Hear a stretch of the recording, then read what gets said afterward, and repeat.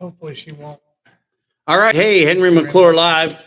I've got Brett Blackburn, one of my oldest and dearest friends. Well, not oldest. You're not the oldest guy. Dana would be the oldest. Hey, by the way, and I'm going to go live on Facebook here, but you did get an endorsement from Dana K. That's good. Yeah. He gave me a nice donation. My hair. He's one of the greatest philanthropists to ever hit Kansas. No, Molly Howie is the greatest philanthropist that ever hit Kansas. I don't know. I think Dana gives away more than Go to Pica. Well, yeah, I know, but it's Molly, it's his money. Yeah, but Molly gives all the money to all these people that keep installing the hacks, the political hacks. Well, if you look at their political contributions, 90% of them come from Go to Pica or Go to Pica cohorts. Types. Hey, Yep. Thanks for coming in. Not a problem. I'm glad you got your mowing done. I got my mowing done. I got signs out. But he lives on a farm. What the hell? I got brochures passed out. See, look at that. Here, let me move this over a little. That doesn't matter. Whatever. Hey, if you want to call in, Callie, we should be able to take calls. We've got a guest dog in the house, a Weimaraner, so just got to make sure she doesn't get into trouble with all the things Henry has. Yeah, but I'm a dog guy, so Charlie Wilson, man, he lived here. Old Charlie Wilson. Somebody was asking me about Charlie Wilson today. And how old was Charlie Wilson? He made it to about 15. 15. She's 10. Be 11 in a few weeks. Well, and I think the average Weimaraner only lives to 12. Yeah, she's doing good. Got some arthritis. We got her some new medicine, and she's doing better. Although when she comes out to the farm, she overdoes. Yeah, kind of like you.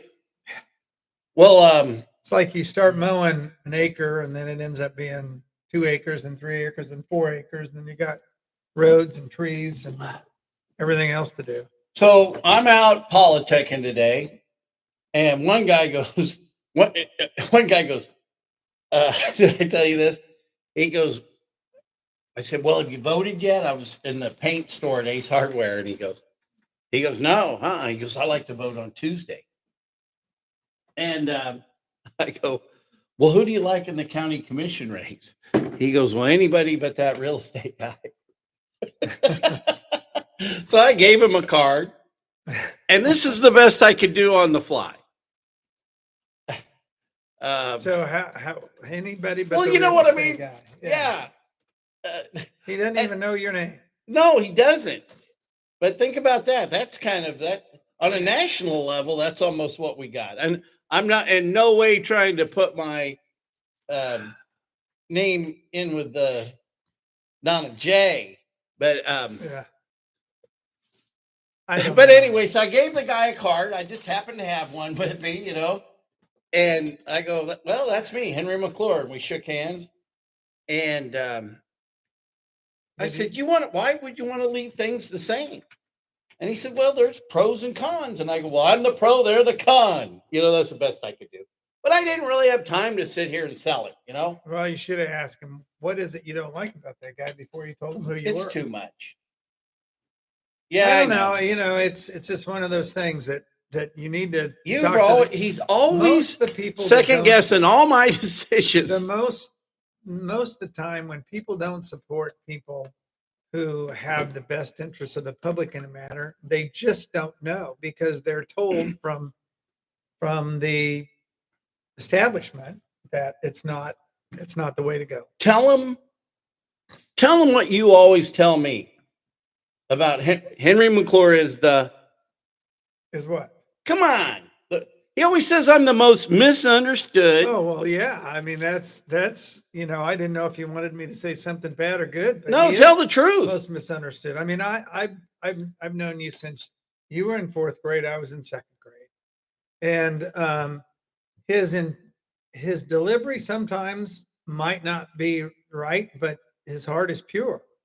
and everything that he's gone through, and then his recovery and everything, people just don't understand. A lot of people say, "Oh, well, Henry McClure this." Well, that was pre-recovery. But the one thing that I will say is he's a guy who's put a lot of dollars on the tax rolls. Oh man, And thank you. and that's where Shawnee County is really hurting. We And just don't put any people on the tax rolls, and we don't put hardly any numbers on the tax rolls because our elected officials say, well, we can get more money. We just raise the appraisals and we raise the mill levy, or we'll be sneaky and we'll lower the mill levy, but really raise the appraisals and we'll just generate more money. Well, that's not the way to do it. You got to do it by increasing the tax base. So the larger the tax base, the lower each individual person has to share of that tax base. And you know, the city has fought you and Sterling so hard on Whataburger and Chick-fil-A in a part of town where we could totally expand. oh my, And it's absolutely amazing how we stop development in this town. I mean, Brahms got mad. They wanted to be out 29th and Wanamaker, first of maybe 7 stores. And it took them till that was probably 25 years ago. And it took them till now to put 1 store in. They're thinking about putting 1 store. and Brahms would have done a second deal, and they planning queered that deal on Highway 24. So they've got the location there downtown on Topeka Boulevard and what about 8th Street, and that where Wendy's is located. Yeah. Yeah, And, right next door to Wendy's. Yeah, so they do own that. They've taken title to that. And some of my operatives, we're working with Bronze right now. A friend of mine's got a little better relationship. But if you're an old timer, it's the old First National Bank building. oh wait, we are old timers. So We've been told that. yeah, we won't go there. Okay. We won't go But there. we will we will after you're elected. So listen to this. I just came from the boulevard. Okay. And I think about Matt Pavarnak and Molly Howie, who don't even live in Topeka. And if they had anything to do with bring back the boulevard, let them take credit for it. But they're down there racing car, and I'm being an ageist now. I'm aging myself. But they're driving like maniacs down there.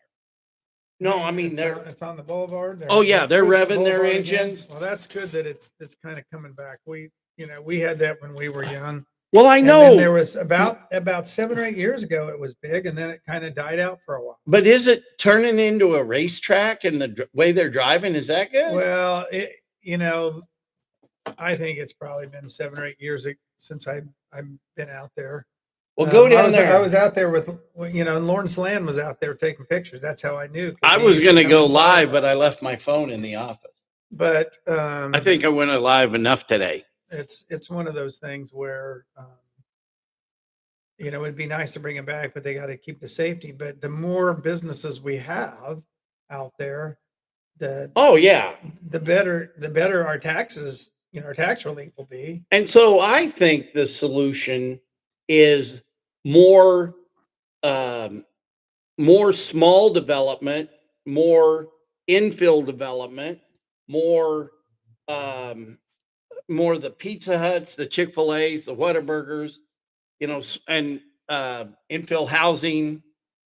But on the other hand, we need to push west. I think it would be a good idea to make it part of our agenda to get, oh, Tally, I got a dog under here, but to take, I mean, what are we really looking forward to?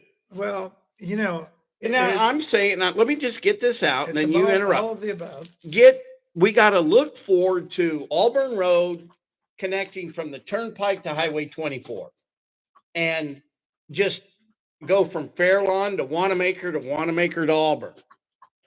Think of that development and start looking that way. Hell, I live downtown, and I kind of like the fact that everything's to the west. So and everybody kind of always, oh, well, Oakland doesn't get anything. Well, let's just, if we had a program of infill development, we could put some retail in Oakland in selected spots. But we also can't have a city or a city council person up on Rochester that fights residential development. Well, again, it's all the above.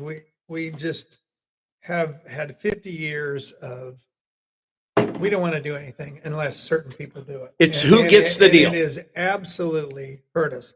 You know, since, I guess I can say this, since Go to Pica gave my opponent 15,000, gave me 0. 15,000? Well, it's close. It's close. You go to Pica and it's surrogates, but that's a lot of money. But what happens is they spend a lot of time looking for that pie in the sky. We're going to bring these businesses in and we're going to create jobs. The problem is, when I was on Jetto, my requirement, I asked for a requirement. I said, look, if we're going to do this with tax money, 60% of the tax money comes from Shawnee County residents, 60% of sales tax.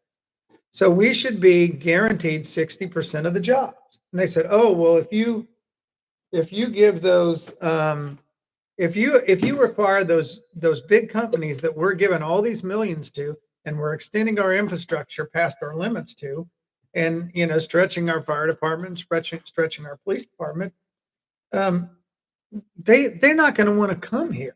Because if we require them to hire 60% of Shawnee County residents, they might not come. Well, if we're not getting the, then why are we doing it? If we're not getting the property tax, if we're not getting the sales tax, and it's always one of those deals where they say, well, we're going to abate your property tax for 10 years, but then after that, you got to start paying. And then what they do is, it comes along and 10 years later they say, oh, if we have to pay the property tax, then they find another way to incentivize. You got to give us some more incentives or we're going to leave town. Yet you take somebody like Heartland Park and their district is drawn too small, but at least they were trying to pay something. And they just said, oh no, we want more and more and more. So you have certain people in this town that don't have to pay taxes and other people that do have to pay taxes. And that's not the way it's supposed to be. Everybody's supposed to pay for their services. You mean with the exception of there are actually sales tax allowances from the state. And I think we need to look at doing some kind of county assistance to people on fixed incomes to keep their property taxes from going up. And, maybe it's a situation where you say, okay, your valuation stays the same until you sell your property. Then the next guy has to pay that. Sounds like Prop 13 out in California. So it's just one of those things that people shouldn't have to lose their home because they're on a fixed income. And because city and county government are screwing up the works. Well, yeah, and they're just spending way too much money. I'll give you a great example. What was that number we were talking about? So if you take just say the county budget is $169 million. So in the last 3 years, according to their budget, so it says that they got $25 million for 3 years of ARPA funds and $75 million. And 25% is about 14.9% of the budget. Okay. So just to clarify, ARPA is COVID funds, right? And now they're trying to tell all the states and everybody's saying, hurry up and spend that money, because if the administration changed, or if the legislature changed, they're gonna draw that money back and send it back to Washington because you didn't spend it on COVID. Well,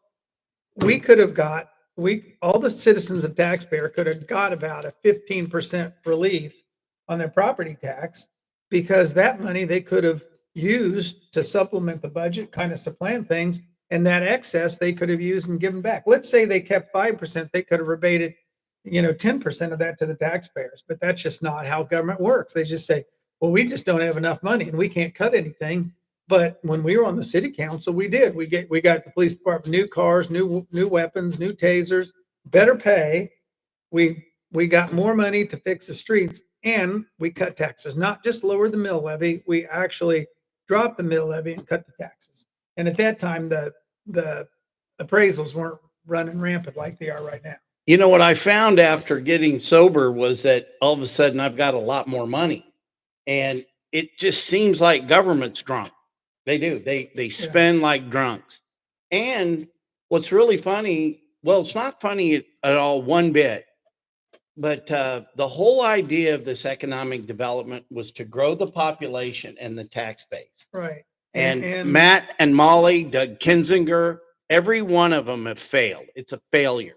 So let's just take the $5 million and put it into infrastructure. Yeah. Make sure, and then that way nobody has it. Yeah, it's just one of those things that we have people get elected for years and years and years, say we're going to grow the tax base, we're going to do this, we're going to do that. And you know what? When I was on the planning commission, we started a business friendly environment on the planning commission because they were throwing everything out, and we just started saying, no, we want the good projects. We want to expand the tax base. And then push come to shove, there was a little issue on the planning commission between us and the council. And somebody said, well, if you don't like it, run for city council. So I ran for city council. I won. And then we started cutting taxes. And then we started coming down on staff who was just, saying, no, we don't want this project for no Bill reason. Finder. I'm not going to mention any. Yeah, Bill Finder. But I will tell you of one project, and this is specific. So Anderson Windows did not want to come to Topeka, Kansas. They wanted to go to Lawrence, Kansas. But Southern, who sells the Anderson Windows, who's doing a great job here in town, they wanted to be by Home Depot. So at the time, Anderson said, they first started talking to the city, and the city said, no, we're not going to give you an access onto Huntoon. And of course, Anderson Windows said, great. If you don't get an access to Huntoon, you got to go to Lawrence. We're not going to give it to you, city. And this is what the Southern people told me. And at that time, Barry Sanders was their spokesperson.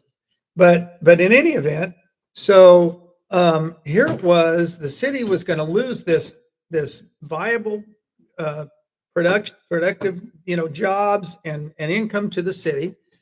And just because they didn't want to give access to the street. So I told the city planners, I said, here's the deal. If you don't give them an access out to Huntoon, then I will take all the restricted access off of Huntoon from Wanamaker all the way to Peak Boulevard. Then you can't stop anything. So they gave them access.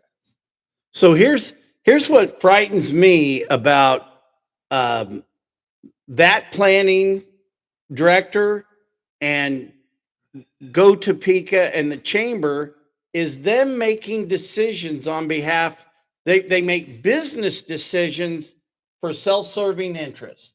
And Bill Finder has no business deciding who gets to come to Topeka and who doesn't. And he did. I know he did. Well, he's retired. Well, I understand. We don't need to go after him. It's just but at the city, the new planning director is just a plant from Go Topeka. Yeah, it's one of those things that I know some people that when I was up in the hospitals, one of the nurses, and she wanted to. They had some ground, and they wanted to give some to their son and let him build a house. And it was on ground that they own, but they would have had to been a little bit farther down than what the road extended. And the county basically said no. And so here they were saying, no, we're not going to give you, when there's all kinds of large driveways around, but we're going to give you a nice big house that's going to be on the property tax rolls. No, we just don't want it. It's kind of like when I was on the city, they would say, well, we don't, we don't want urban sprawl, even though they would urban sprawl clear out for commercial development, not real commercial development, but all the Go Topeka projects.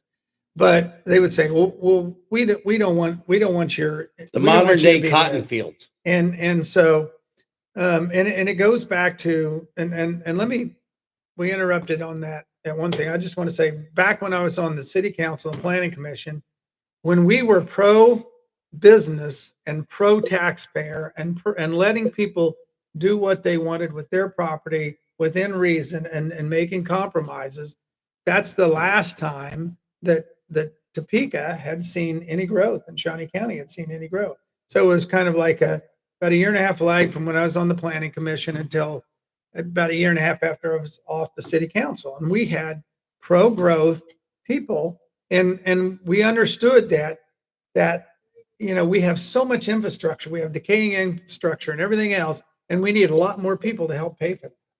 And, Brett, and it's just ridiculous that we turn everything down. You're so articulate. Your experience on city council is it's just it's awesome. I just don't know much about Aaron Mays, really. I don't know what he does. I don't know where. I met his dad the other day, and his dad seemed like a nice fella. I don't know his dad's background. I heard he was in the legislature, but I don't know much about their family. Yeah, I've known Doug for years. He was city councilman. Did he ever have a real job? I don't know, but I know he's a lobbyist, but he was a very effective speaker of the Kansas House. I believe that's what he was. I don't think he was minority leader. But I mean, did he ever make payroll on something? I assume he makes payroll in lobbying, but well, I'm not really here to go after my opponent. Well, I'm just talking about your background. I know my background is and your grandfather's background. My grandfather started our business in 1936. First big job was municipal auditorium. So there's really big oaks that you see down there. Those are Blackburn oaks. Were planted then. And my father had the business, and then in 1995 I bought the business and was there until I retired in 2018. And you guys can't see it, but there's a dog under this table getting treats. We beautified Topeka, but we also created. Show the treats. It's dog food. It's dog food. But we hired a lot of people over the years, and we provided a lot of employment. When I was the owner, we bought the TPD 3 police dogs. Those their first Belgians that they ever had. Oh, really? We bought them. And Barry, JD, and Rico are the 3 that we bought. Are they still around? No, I mean at this point I think they don't live real long. The Belgians, but they don't. But they were all retired. Back in the late 2000s, I think. But and then we paid for their training facility out there at Biller.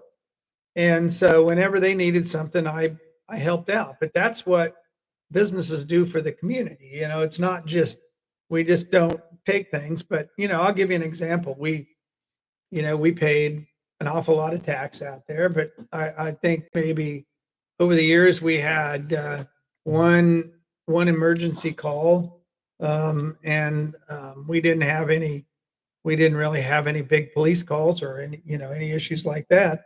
But we paid a lot of tax over those years, and we generated a lot of tax revenue. We bought the police dogs. We did that stuff. We bought an awful lot of water from the city, so we help underwrite. Yeah, you did buy a lot of water. We help underwrite, some improvements out there. But you missed the nursery at all?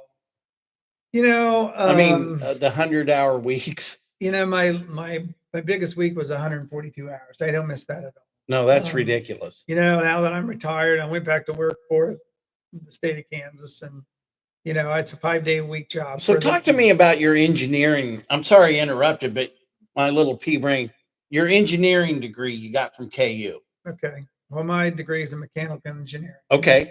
Nowadays they have mechanical engineers are now what they call mechanical, electrical, plumbing engineers, and they focus on those kind of systems. Where when I was in school, mechanical engineers were a lot more broad. They were focused on building things, or somebody have an idea and they tell them how to make it work. So but mostly what I do now is a lot more civil work. But but because I have a pretty strong background in, fluid mechanics, water and electrical, I spend a lot of time on I that. mean, but you did a lot of planning for drainage and issues with that as Yeah, I spent, landscaping. yeah, but I mean, I got some I drawings mean, from you one time. They looked like architectural. I've done civil engineering basically since, I hate to say, since the 80s. And What's wrong with that? so it's just, in with landscaping, irrigation.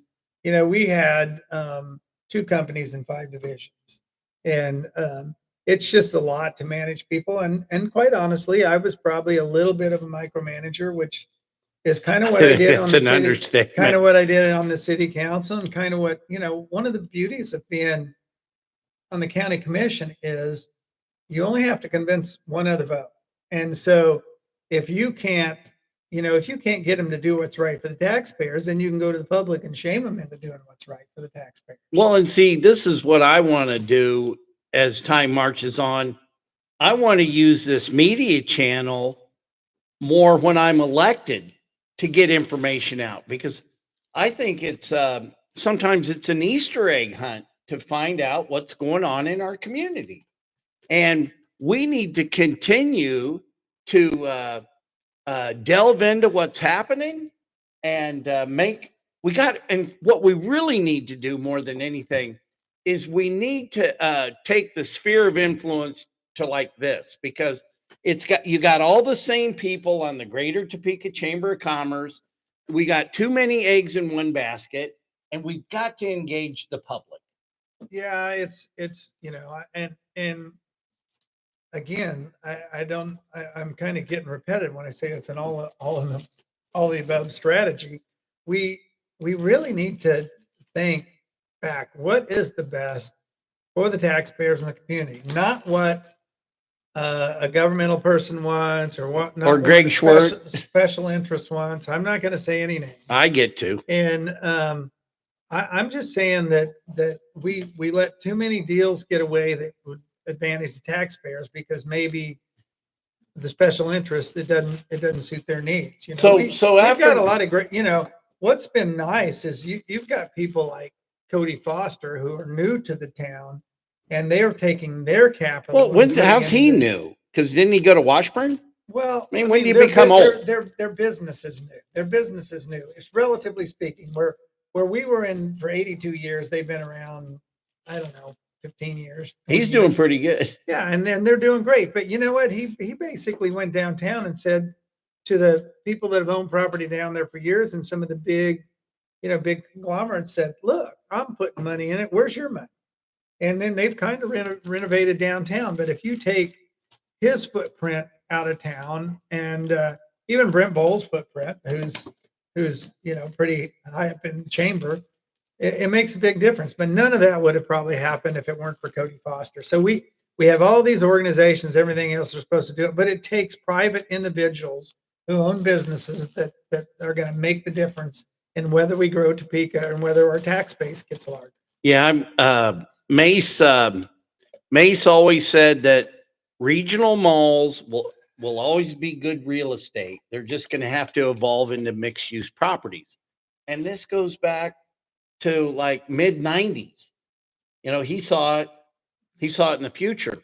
He saw the future, and Cody really is going to need to focus on security.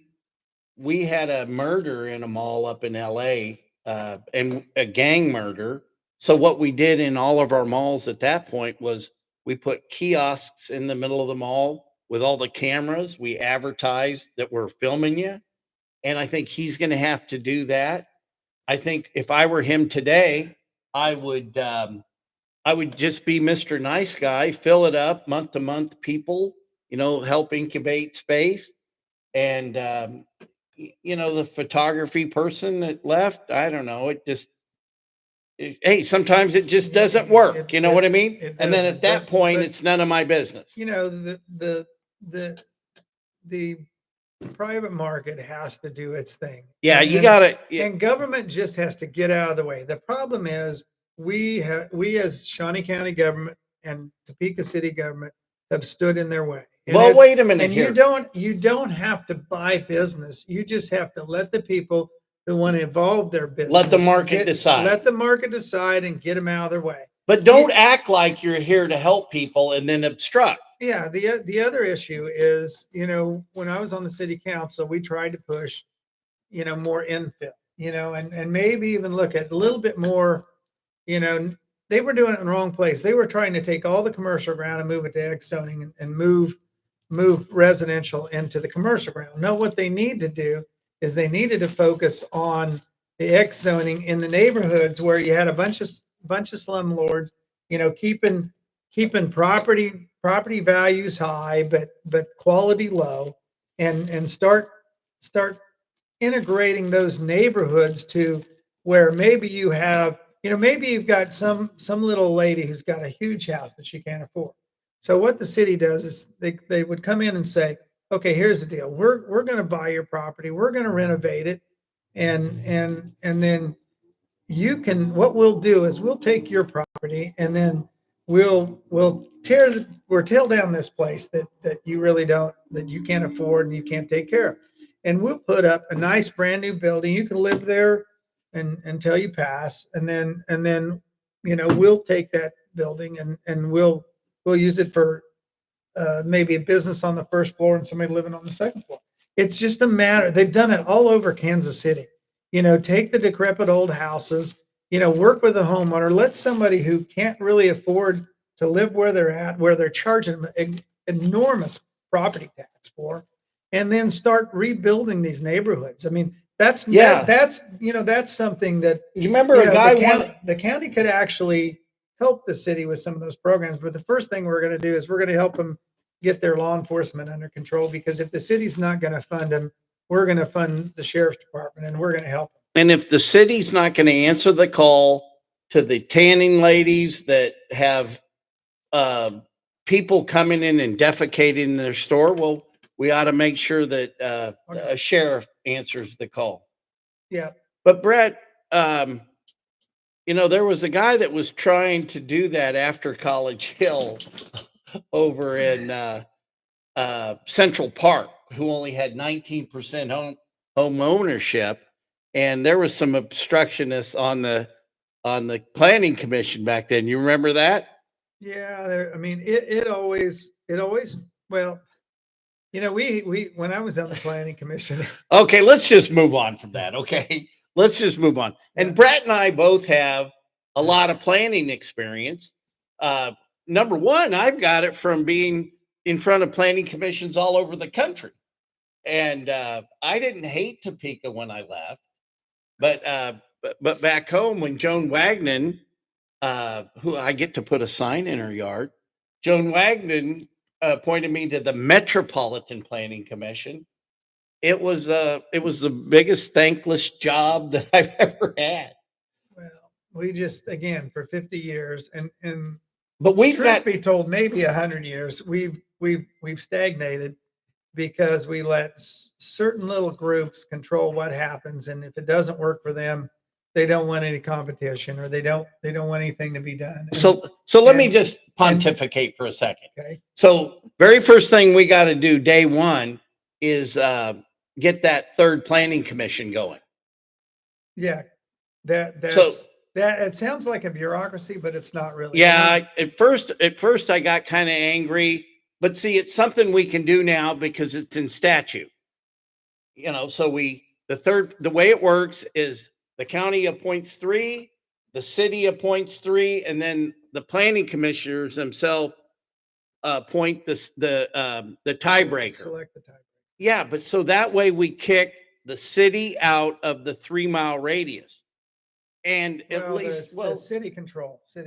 The city still is involved, but it's but it lets everybody have a say of what goes on just outside the city limits. Yeah, so right now it's not fair. And Ken Corbett says we better do it quick, because he says there's no planning being done on the county side. He's a county commissioner. And we got to thank Ken for his lawsuit. And we also... Well, when you go behind closed doors and you hide and you then open the meeting back up and you raise taxes. That's ridiculous. I mean, that's one of the things that I want to do when I get elected is I want to have the meetings at nighttime. It doesn't need to be at 10 o'clock on a Tuesday and Thursday. It needs to be at night when public can come and have their input. Well, we can have work sessions during the day. Well, I don't know. We'll hit. I don't really know. I don't really know. I mean, how can the But public? we don't need to have a guy that's a department head come and ask permission to go get a bid. We don't need to have a meeting for that. You know what I mean? We'll get your bid, Well, yeah, circulate but it. that's No, but- they do but- that. But that's not how it's supposed to be done. I mean, They're micromanaging. you let the the talent. professional you let the professionals do their job. We had a little bit of a problem with that when I was in the city, and they didn't. Now, who was city manager at the time? Well, was that Norton? Once Norton became city manager, the city was running pretty much like a well-oiled machine. But the chamber and some of the good old boys in Topeka didn't like Norton. Norton was probably the most professional man I've ever met. I always liked Norton. And for all the years Norton was there, the taxes went down or stayed the same, but services went up because he was very, very efficient. Does that dog got to go to the bathroom? Yeah, she needs to go to the bathroom. All right. So look, we're going to take a break because we've got a dog that needs to go to the sandbox. You can talk. I can take her outside. Well, I think we'll come back to you live in a minute, and we've got to have a word from our sponsor, Henry McClure Live. We'll be back. Where can she go? Just wherever. Oh, well, here, just take a left over there.